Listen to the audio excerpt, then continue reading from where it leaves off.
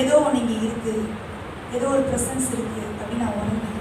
தொடர்ந்து வர வர வர நான் வந்து என் கூட இருந்தவங்களாம் போயிட்டாங்க, ஆனால் போயிட்டாங்க. அவங்களாம் ரசிக்கப்பட்டாங்களா இல்லையான்னு கூட எனக்கு இன்னும் தெரியல. கர்த்தருக்கு ஸ்தோத்திரம். இந்த சபையில் 20 இயர்ஸ்க்கு மேலே இந்த சபையை தெரிஞ்சு நான் இங்கே இருக்கிற தேவன் எடுத்து என்னை பயன்படுத்துறதுக்காக கர்த்தரை நான் ஸ்தோத்திரிக்கிறேன். என்னை தாழ்மையோட அர்ப்பணிக்கிற பிச்சைக்காரியை, இந்த கேவலமானவளை, பாவத்தில் கிடந்தவளை தூக்கி குப்பையில் இருக்கிறவளை தூக்குகிறவர் தான் நான் தேவன். அவர் எப்படிப்பட்ட தேவன்? குப்பையில் இருக்கிறவங்கள, இங்கே இருக்கிறவங்க எல்லாம் நம்ம எல்லாம் வந்து தாஜ் கோரமண்டலேருந்து வந்தோமா, ஆஸ்திரேலியா அமெரிக்காலேருந்து வந்து குப்பையில் இருந்து வந்தது. நான் சொல்கிறேன், நான் குப்பையில் இருந்து வந்தேன். குப்பையில் இருந்து வந்த என்ன தூக்குனவன் என் இயேசு.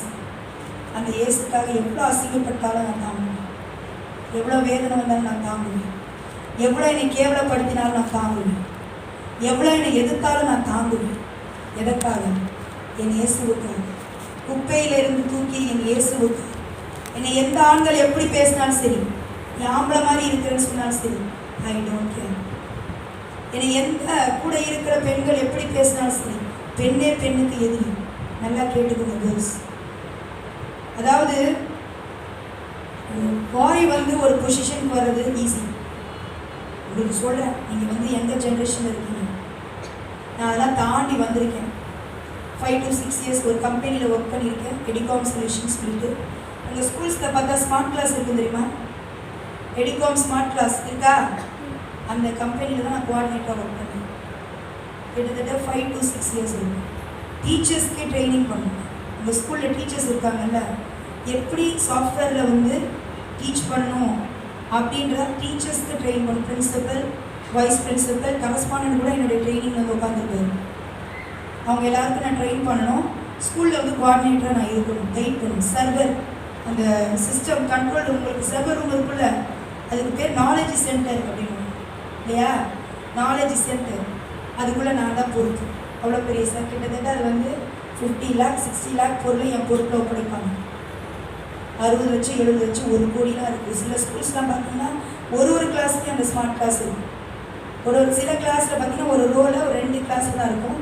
சில ஸ்கூலில் பார்த்தீங்கன்னா எல்லா கிளாஸுக்குள்ளேயும் இருப்பாங்க அந்த ஸ்மார்ட் கிளாஸ். 60 lakhs 1 கோடி என்னை நம்பி எங்கே ஒப்படைப்பாங்க. அப்படிப்பட்ட ஜாபில் இருந்தேன். அதுக்கப்புறமா சரி, நம்ம கம்பெனி ஜாபில் இருந்தால் குழந்தைய பார்த்துக்க முடியாது, அவனை நம்ம பார்க்கணும் அப்படின்ட்டு டீச்சர் ஆகிடலாம். நான் வந்து இன்ஜினியரிங் படிச்சிருந்தேன். ஸோ என்ன பண்ணேன், பிஇ படித்ததுனால எம்இ படிச்சிடலாம் அப்படின்னு நான் என்ன பண்ணேன், எம்இ படித்தேன். குழந்தை பிறந்து படித்தேன். குழந்தைய வச்சுக்கிட்டு, கை குழந்தைய வச்சுக்கிட்டு எக்ஸாம் போய் எழுதிட்டு வந்தேன்.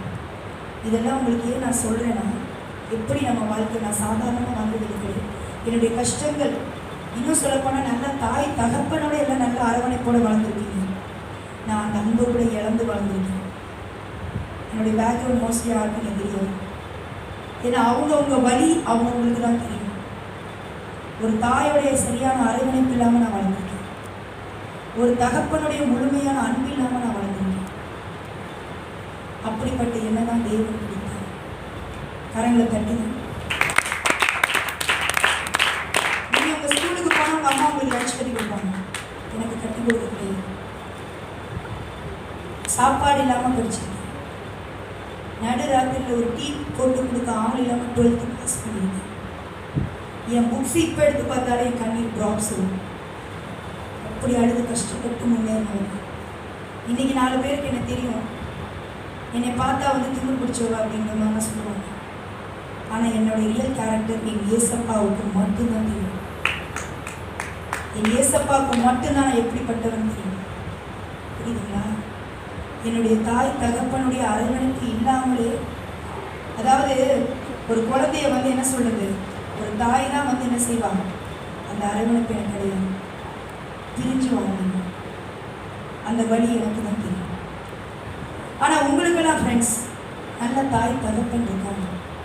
சில பேருக்கு இல்லாமல் இருக்கலாம், ஆனால் சில பேர் இருக்கிறாங்க. அந்த தாய் தகப்பனை அவமதிக்காதுங்க, அவங்கள வந்து புறக்கணிக்காதுங்க. ஒரு இடத்துக்கு போகாதுன்னு சொன்னால் போகாதுங்க.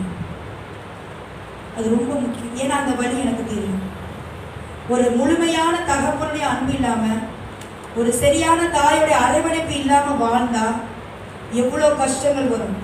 உங்களுக்கு சிக்கன் ஃப்ரை பண்ணி கொடுக்க அம்மா இருப்பாங்க, எனக்கு அது ஆள் கிடையாது. சித்தியோட கொடுமையில வாழ்ந்தாங்க. உண்மையான அன்பு எனக்கு கிடையாது. நல்லா புரிஞ்சுக்கணும். நான் இத்தனை நாள் கழிச்சு ஏன் நான் இத்தனை நாள் இருந்து இன்னைக்கு நான் சொல்றேன், ஆவியானவர் இந்த இடத்துல இருந்து என்னை பேச வைக்கிறேன். இங்க பேசுகிறது நான் அல்ல, ஆவியானவர் தான் பேசுகிறேன். புரியுதுங்களா? இது பெருமைக்காகவோ இதுக்காகவோ கிடையாது. என்னுடைய சாட்சி உங்களுடைய எதிர்காலத்துக்காக நான் சொல்றேன். என்னுடைய ஓப்பன் டாக் எதுக்காக அப்படின்னா, நீங்க நல்லா இருக்கணும். வாலிப பிரயாசத்திலே உங்க சிருஷ்டிகரை நினைக்கிறேன். உங்க சிருஷ்டிகர் யாரு? என்னுடைய வாலிப பிரயாசத்துல தான் என் ஏசு என்னை பிடித்தார். நான் யூத் காலேஜ் படிச்சுட்டு இருக்கோம், பிஇ இன்ஜினியரிங். நான் படித்த college TMI college of engineering. அது வந்து பழஞ்சூர் பூந்தமல்லி தாண்டி இருக்குது. குயின்ஸ்லேண்ட் தெரியுங்களா அவங்க எல்லாருக்கும்? அதுக்கு ஆப்போசிட்டில் உள்ள டிஎம்ஐ காலேஜ் ஆஃப் இன்ஜினியரிங் வந்து நான் படித்தேன் 4 இயர்ஸ். காலேஜ் அங்கே படிக்கும் போது கூட நான் கஷ்டப்பட்டு தான் படித்தேன். இங்கேருந்து நான் பஸ் ஏறி போகிறதுக்கே 2 hours. பாருங்கள், ரெடில்ஸ்லேருந்து எவ்வளோ நேரம் ஆகும் பாருங்கள். ரெடில்ஸ்லேருந்து எவ்வளோ நேரம் ஆகும்? ஆகும்ல, எப்படி 2 hours ஆகும் ட்ராவல் பண்ணி போய் படிச்சுட்டு வந்து. அதுக்கப்புறமா எம்இ படித்தேன். எம்இ படித்து லெக்சரர் ஆனேன். கோஜர் காலேஜ் ஆஃப் இன்ஜினியரிங், எடைப்பாளையம் தெரியும்ல, இன்ஜினியரிங் காலேஜ். அங்கே தான் நான் ஒர்க் பண்ணேன் ப்ரொஃபஸர். அங்கே இருந்து தான் எனக்கு இந்த மாதிரி காரியங்கள் தேவன் என்னை வந்து தெரிந்து கொண்டு இருக்கிறான்னு நான் அறிஞ்சேன். ஏன்னா உங்களை மாதிரி பிள்ளைங்க என்கிட்ட வந்து மேம் ப்ரேயர் பண்ணிக்கோங்க, எக்ஸாமுக்காக ப்ரேயர் பண்ணிக்கோங்க அப்படின்னு வந்து கேட்பாங்க. ஆனால் அங்கே உள்ள ஒரு சில பேர் என்ன பண்ணிட்டாங்க, நான் மதத்தை பரப்புறேன்ட்டாங்க. இப்போ சுவிசேஷுக்கு சொன்னால் அதான் அர்த்தம். என்ன சொல்லுவாங்க? மதத்தை பரப்புறேன்னுவாங்க. அம்மாவா இல்லையா? இன்னைக்கு காலையில் கூட எங்கள் ஹஸ்பண்ட் ஒரு கனவு வந்தாங்க, என்னை 2 பேர் வெட்டுறவங்க. கர்த்தருக்கு ஸ்தோத்திரம். நான் ரத்த சத்தியம் மறிச்சா கர்த்தருக்கு ஸ்தோத்திரம். உன்னை யாரோ ஷூட் பண்ண வந்தாங்க, நீ தப்பிக்கிற, ஆனால் உன்னை விட்டுறாங்க 2 பேர் அப்படின்னு சொல்ல முடியாதுங்க. சுவிசேஷத்துக்காக நான் ரத்த சத்தியம் மறிச்சால் பண்ணிடுவேன். அதுக்கு முன்னாடி 4 பேரை நான் கட்டி எழுதி விட்டு போயிருந்து வந்தேன். பிள்ளைங்களை நல்லா கவனிங்க. நம்ம லைஃப் வந்து கொஞ்சம் நாள் தான், ரொம்ப நாள் கிடையாது. ஆண்டவரே சொல்லிட்டார், 70 பலத்தின் மிகுதியா 80 தரும். அப்போ அந்த வருஷத்துக்குள்ளே நம்ம என்ன செய்ய போகிறோம்? நம்மளுடைய பிளானிங் என்ன? நம்மளுடைய திட்டம் என்ன? சில பேர் சொல்லுவாங்க, இவ்வளோ சின்ன வயசுலேயே நீ இவ்வளோ கருத்தாக பேசுறியே அப்படின்வாங்க. பெரிய ஆள் மாதிரி பேசுகிறேன். ஏன் நான் அவ்வளோ வலி? சின்ன வயசுலேயே அவ்வளோ வலியை நான் தாங்கிட்டேன். அதை தாண்டி வந்திருக்கேன். அந்த வயசில் அதை தாங்காதவங்களுக்கு அந்த மெச்சூரிட்டி வராது. அந்த மெச்சூரிட்டி வந்து வர்றதுக்கு கொஞ்சம் டைம் எடுக்கும். ஆனால் அந்த வலியை தாண்டி வந்தவங்களுக்கு அந்த மெச்சூரிட்டி சீக்கிரம் கிடச்சிடும். அந்த வலியெல்லாம் நான் தாண்டி வந்துட்டேன். இன்னும் சொல்லப்போனால் என் ஃப்ரெண்ட்ஸ் எல்லாம் எனக்கு வெறுப்பாங்க. என் ஃப்ரெண்ட்ஸுங்களுக்குலாம் எனக்கு பிடிக்காது அவ்வளோவா. ஏன் தெரியுமா? ஓப்பனாக சொல்ல போனால் நான் கொஞ்சம் அழகாக இருப்பேன், முடி நல்லா நீளமாக இருக்கும் எனக்கு, ஓகேவா, நல்லா பெர்ஃபார்ம் பண்ணுவேன். அதனால என் ஃப்ரெண்ட்ஸுங்களுக்குலாம் பொறாமையாக இருக்கும். என்ன பண்ணுவாங்க தெரியுமா? ஏதாவது ஒன்று காரணமே நம்ம சண்டை பண்ணுவாங்க. பார்த்துருக்கீங்களா? நீங்கள் பார்த்துருக்கீங்களா? நீங்கள் எதாவது நல்ல மார்க் வாங்கிட்டீங்கன்னா உங்கள் ஃப்ரெண்ட்ஸ் எதாவது நல்ல மார்க் வாங்கலைன்னா என்ன பண்ணுவாங்க தானே? அது என் லைஃப்பில் நிறைய நடக்கும். ஏன்னா எல்லாத்துலேயும் ஃபர்ஸ்ட் வருவேன். டான்ஸா ஆனி இல்லாமல் டான்ஸா அப்படின்னு கிண்டல் பண்ணுவாங்க. நான் அதெல்லாம் நல்லா தெரிஞ்சுக்கோங்க. இந்த கிண்டல், நக்கல், கேலி இது இந்தியன் இல்லை. நான் சின்ன வயசுலேருந்து என்னுடைய ஸ்கூல் காலேஜ் லைஃப்பில் நான் பார்த்துட்டேன். அதனால என்னுடைய ஊழியத்தில் சந்திக்க தேவன் எனக்கு பலமாக தான் இருப்பீங்க. ஆனால் உங்ககிட்ட வந்து டிஷ்யூ பண்ணிக்கிட்டு இருப்பாங்க, உங்களை சீடிக்கிட்டே இருப்பாங்க, உங்களை நோண்டிக்கிட்டே இருப்பாங்க. அவள் என்ன பண்ணுறா? அவள் இப்போ என்ன பண்ணிக்கிட்டு இருக்கிறா? அப்படி எப்படி பார்ப்பாங்க? எந்த ரூம்குள்ள இருக்கிறா? அவள் என்ன பண்ணிக்கிட்டு இருக்கிறா? யாவனோட பேசிக்கிட்டு இருக்கிறா? அப்படி யாராவது பார்த்தாங்கன்னு வச்சுக்கோங்க, யோத லக்கி. என்னை விட பெரிய ஆளாக நீங்கள் வருவீங்க. நான் பெரிய ஆள் கிடையாது, நான் சின்ன ஆள் தான். நான் ஒரு சின்ன எலும்பு, அவ்வளோதான். என்னுடைய வலி ஆனால் ரொம்ப ரொம்ப அதிகம். என் வலியை நீங்கள் இங்கே உள்ளவங்க யாரும் பெரியவங்களே பட்டிருக்கீங்களா எனக்கு தெரியாது. அது கர்த்தர் அறிவார். ஏன்னா அது ரொம்ப கஷ்டம். எங்கள் அம்மா வந்து எனக்கு பால் கொடுக்கறதுக்கு ஓப்பனாக சொல்கிறேன், பக்கத்து வீட்டில் கஞ்சி எப்படா வடிப்பாங்க காத்திருப்பாங்க. கஞ்சி சாப்பாடு வடிப்பாங்கல்ல, கஞ்சி, அந்த கஞ்சி தண்ணியை குடிச்சிட்டு எங்கள் அம்மா எனக்கு பால் கொடுத்தாங்க. எங்கள் அம்மா இல்லை, இறந்துட்டாங்க. கர்த்தருக்கு ஸ்தோத்திரம். அந்த கஞ்சி தண்ணியை குடிச்சிட்டு எனக்கு பால் கொடுத்துருக்காங்க. இது எங்க அம்மா வந்து உயிரோட இருக்கும்போது எனக்கு சொன்னாங்க. அவங்கள கஷ்டப்படுத்தின அந்த வேதனைகள் வந்து பணக்காரி ஆகி காட்டணும் ஒரு வெறி வந்துச்சு. அதுக்கு அவங்க சூஸ் பண்ண வழி சரியில்லை. ஏன்னா அவங்க தேவனை அறியலை. நான் தேவனை அறிஞ்சிட்டேன். எங்க அம்மா சொன்னாங்க, உனக்கு பொம்பளை பிள்ளை தான் பிறக்கும்னாங்க. ஏன்னா வாழையடி வாழையா தொடரும் பாவம் சாபம் அப்படின்னு இருக்கு இல்லையா? நம்ம பைபிளே இருக்கு. 7ஆம் தலைமுறை வரைக்கும் 14ஆம் தலைமுறை வரைக்கும் எங்க அம்மா என்கிட்ட பெட்டு கட்டினாங்க, உனக்கு பொம்பளை பிள்ளை தான் பிறக்கும் பாரு. ஏன்னா எனக்கு பிறந்தது நீ, நானும் 2 பொம்பளை பிள்ளையா பிறந்தேன். நம்மளோட இதுவே சபிக்கப்பட்டதுன்னாங்க. அப்ப நான் சொன்னேன், எனக்கு பையன் தான் பிறப்பான், அவன் பேர் ஆபிரகாம்னு. அப்ப எனக்கு கல்யாணமே ஆகலை. கர்த்தர் எப்படி நடத்திருக்காரு. எனக்கு அப்ப கல்யாணமே ஆகலை. ஆனா தேவன் எனக்கு தெளிவா சொல்லிட்டாரு, எனக்கு பையன் தான் பிறப்பான். கல்யாணம் ஆனதுக்கு அப்புறம் என் மாமியார், அதான் அது எப்படி நம்மளை வந்து கர்ஸ் பண்றாங்கன்றது பாருங்க. என் மாமியார் என்ன பண்ணாங்கன்னா, எங்க வீட்டுக்கார்ட்ட பேசுவாங்க, என்னடா வயிறு இப்படி இருக்கு, அவளுக்கு பொம்பளை பிள்ளையா இருந்தா பொம்பளை பிள்ளையா இருக்குமோமா அப்படின்னு. என் வயிற்றுல இருக்குது பையன், அவன் பேர் ஆபிரகாம். அம்மே எந்த ஸ்கேனிங் எடுக்கல, யார்கிட்டையும் போய் நான் என் வயிற்றுல என்ன பிள்ளை இருக்குன்னு கேட்கல. என் தேவன் எனக்கு வெளிப்படுத்தினாங்க. ஏன்னா அந்த இதை உடைக்கணும், அந்த சாபத்தை முறிக்கணும் அப்படின்ற வெறி நான் தேவன்கிட்ட கேட்டேன். எனக்கு பையன் வேணும்னு நான் கேட்டேன். ஒரு அண்ணாள் கேட்டது போல நான் கேட்டேன், தேவன் கொடுத்தார். ஆனா ஆண்டவரே சொல்லிட்டார், உனக்கு பையன் தான் வருவான்னு. அடுத்து இருக்கிறதே நமக்கு தெரியாது. ஆனா ஃபர்ஸ்ட் எனக்கு பையன் தான் தேவன் ஆசீர்வதித்து கொடுத்தார், கேட்டதை கொடுத்தார். நான் ஏன் இதை சொல்றேன்னா, நல்லா தெரிஞ்சுக்கணும் பிள்ளைங்க. வீட்டில் அப்படி பேசுவான், அதனாலதான் அந்த பையன் அப்படி பேசுறான்னு. ஆமா தானே? அவங்க ஆத்தா அப்படி போயிருப்பா, அதனாலதான் இந்த பிள்ளை அப்படி போதுன்னுவாங்க. இதெல்லாம் ஃபேக்டா நான் ஓப்பனா பேசுறேன். ஏன்னா நீங்க அடுத்து எழுப்புறீங்க, இதெல்லாம் தாண்டி நீங்க வரணும்.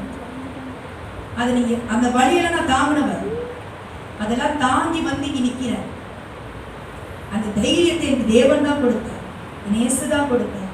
உங்களுடைய லைஃப்ல உங்களை ஏதாவது யாராவது சொல்லி கர்ஸ் பண்ணாங்கன்னு வைங்களேன், தயவு செஞ்சு சொல்ற, சோர்ந்து போயிடாதீங்க, துவண்டு போயிடாதீங்க, கவலை அடையாதீங்க. ஆண்டவர்கிட்ட ஒப்புவீங்க.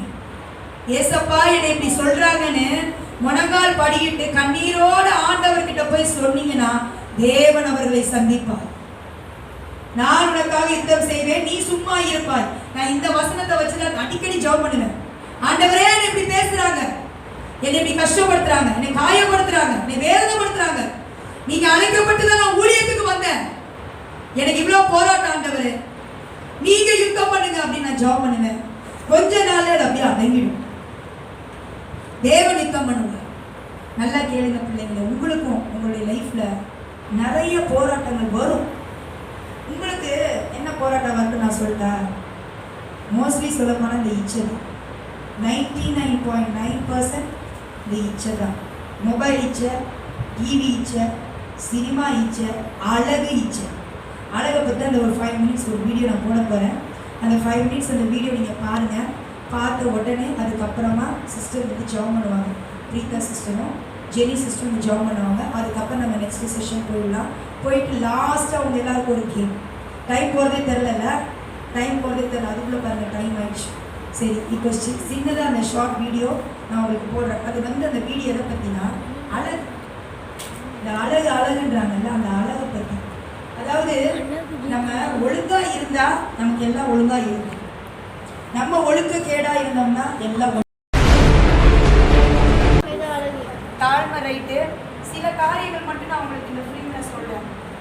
அந்த ஜெசிகா என்ன பண்ணா, படிச்சுட்டு இருந்தா. ஆனா இந்த பிள்ளை என்ன பண்ணுச்சு, டிவி பார்த்துட்டு இருந்துச்சு. நீங்க இப்போ உங்களுடைய எக்ஸாம்ல வந்து கம்மி மார்க் வந்துருச்சு, உங்களுடைய மார்க் கம்மியாயிடுச்சு நீங்க ஃபீல் பண்றீங்கல்ல, அப்ப எந்த அளவுக்கு நீங்க எஃபோர்ட் கொடுத்தீங்க உங்க எக்ஸாமுக்கு படிக்கிறதுக்கு? எந்த அளவுக்கு நீங்க எஃபோர்ட் கொடுக்குறீங்களோ அந்த அளவுக்கு தானே ஃபீட்பேக் கிடைக்கும்.